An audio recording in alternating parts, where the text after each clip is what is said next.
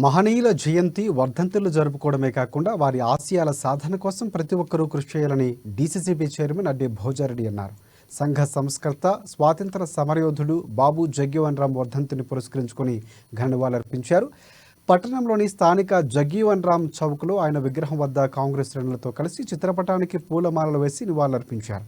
దేశానికి సమాజానికి బాబు జగ్జీవన్ రామ్ చేసిన సేవలు మరువలేనివని చైర్మన్ అడ్డి భోజారెడ్డి అన్నారు. సమాజ హితమే లక్ష్యంగా ఆయన తన జీవితాన్ని గడిపారన్నారు. గత బీఆర్ఎస్ ప్రభుత్వం దళితుల సంక్షేమాన్ని విస్మరించిందన్నారు. కానీ కాంగ్రెస్ ప్రభుత్వం ప్రజాపాలన పేరుతో అన్ని వర్గాలకు న్యాయం చేసే దిశగా ముందుకు సాగుతుందని చెప్పారు. ప్రజల విశ్వాసాన్ని చూరగొంటుందని పేర్కొన్నారు.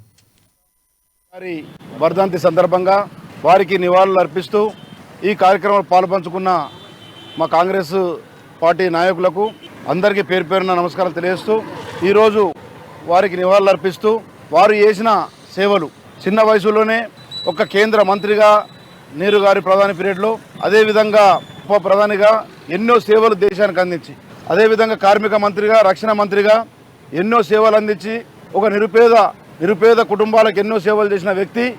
ఇటువంటి మహానుభావులకు నివాళులు అర్పిస్తూ రాబోయే కాలంలో కూడా మన యువకులు కానీ యువత కానీ రేపు వారి అడుగుజాడలు నడిచి ఈ యొక్క దేశం కోసం, అదేవిధంగా ఈ దేశాన్ని కాపాడుకున్నందుకు మనం ముందుకు పోయే అవసరం ఉందని చెప్పి ఈ సందర్భంగా తెలియజేస్తూ ఆ మహానుభావుల అడుగుజాడలు నడుస్తూ ఆ త్యాగమూర్తుల విగ్రహాల ఆవిష్కరణ చేస్తూ రేపు రాబోయే కాలంలో కూడా ఇటువంటి మహానుభావులు ఉండాలని చెప్పి ఈ దేశంలో ఉండాలని చెప్పి ఈ సందర్భంగా గుర్తు చేస్తూ ఈరోజు నేను మనవిస్తా ఉన్నాను. ఎందుకంటే వారు చేసిన సేవల్ని ఎప్పుడు కూడా ఈ భారతదేశ ప్రజలు కానీ ఎప్పుడు కూడా ఆయన ఒక దళిత నాయకునిగా ఎదిగి బీహార్లో పుట్టి ఆయన ఈరోజు ఈ స్థాయికి ఈ నివాళులు అర్పించుకుంటాం.